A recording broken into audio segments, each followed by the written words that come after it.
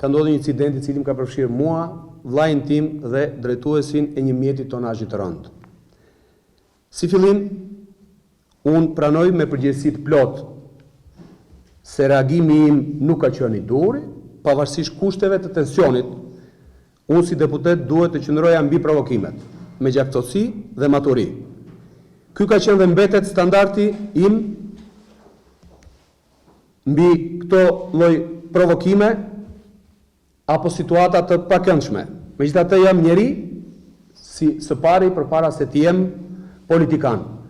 Dhe ndonjëherë në përballje me sharjet, nënçmimet dhe ofendimet personale, emocioni merr terren përpara arsyes. Ky nuk është një justifikim, por është një sqarim njerëzor dhe i sinqert. Ne si subjekt politik dhe unë personalisht jemi të përkushtuar dhe distancohemi dhe dënojmë çfarëdo lloj forme dhune, qoftë verbale apo fizike, dhe jemi kundërshtar të promovimit të saj. Pavarësisht kësaj, incidenti i dieshëm na ka përfshirë pa dëshirën tonë në një spirale e cila sidoqoftë është e dënueshme për çdo qytetar, aq më tepër për një ligjvënës. Në këto ditë të fundit të fushatës elektorale, e vërteta shpeshherë transformohet si i volit interesit publik të momentit.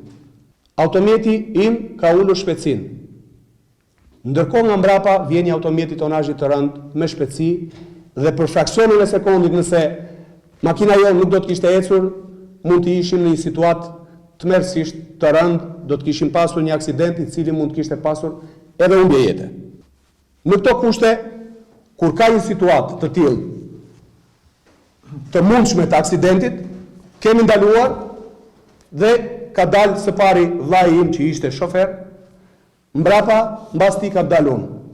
Siç duket qartë nga video, kam tentuar për shumë herë ta shmang të konflikt, edhe pse edhe vetë isha nën emocionet e asaj përplasje të mundshme që ishte shumë e rrezikshme.